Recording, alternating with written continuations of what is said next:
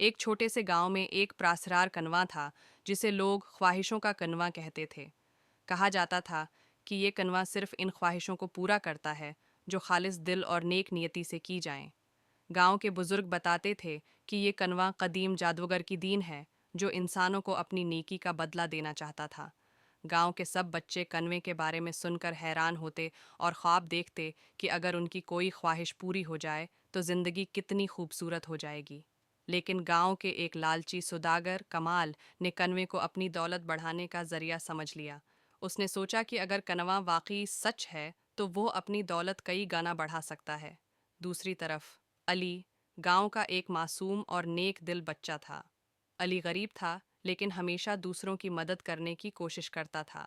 اس کا خواب تھا کہ وہ اپنی بیمار ماں کے لیے دوائی لے آئے اور گاؤں کے سب بچوں کے لیے کتابیں خریدے۔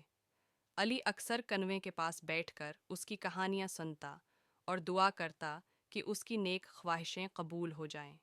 ایک دن سوداگر کمال نے علی کو کنویں کے قریب دیکھا اور سوچا کہ شاید یہ بچہ کنویں کے بارے میں کچھ جانتا ہو۔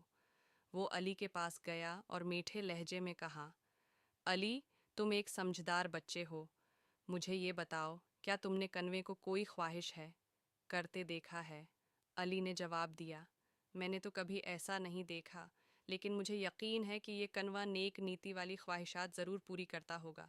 کمال نے مسکراتے ہوئے کہا، چلو ہم دونوں اپنی اپنی خواہش کرتے ہیں، دیکھتے ہیں کیا ہوتا ہے۔ کمال نے کنویں کے پاس جا کر اونچی آواز میں کہا، آئے کنویں، مجھے بہت زیادہ سونا چاہیے تاکہ میں گاؤں کا سب سے امیر آدمی بن سکوں۔ پانی میں ایک لمحے کے لیے ہلچل ہوئی، لیکن پھر خاموشی چھا گئی۔ کمال کی خواہش پوری نہ ہوئی۔ وہ غصے میں بولا، یہ کنواں جھوٹا ہے۔ علی نے نرمی سے کہا، شاید آپ کی نیت ٹھیک نہیں تھی۔ پھر علی نے کنویں کے پاس جا کر دعا کی، اے کنویں، اگر تم سچ میں خواہشیں پوری کر سکتے ہو تو میری ماں کو صحت دے دو اور گاؤں کے بچوں کو کتابیں دے دو تاکہ ہم سب تعلیم حاصل کر سکیں۔ جیسے ہی علی کی دعا مکمل ہوئی، کنویں میں روشنی چمکنے لگی۔ پانی سے ایک نرم آواز آئی، علی، تمہاری نیت نیک ہے، تمہاری خواہش پوری ہوگی۔ اگلے ہی دن گاؤں کے لوگ حیران رہ گئے جب علی کی ماں صحت مند ہو گئی اور گاؤں کے اسکول میں کتابوں کے ڈھیر پہنچ گئے۔ علی کی خوشی کا کوئی ٹھکانہ نہ رہا۔ یہ دیکھ کر کمال حیران رہ گیا۔ اسے اپنی غلطی کا احساس ہوا اور اس نے علی سے معافی مانگی۔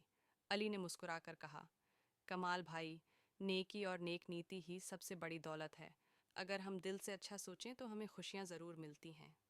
کمال نے اپنی زندگی بدلنے کا فیصلہ کیا اور گاؤں والوں کی مدد کرنے لگا۔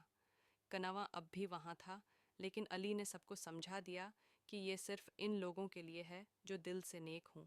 یوں خواہشوں کے کنویں نے گاؤں کو نہ صرف خوشی بلکہ محبت اور بھائی چارے کا درس دیا۔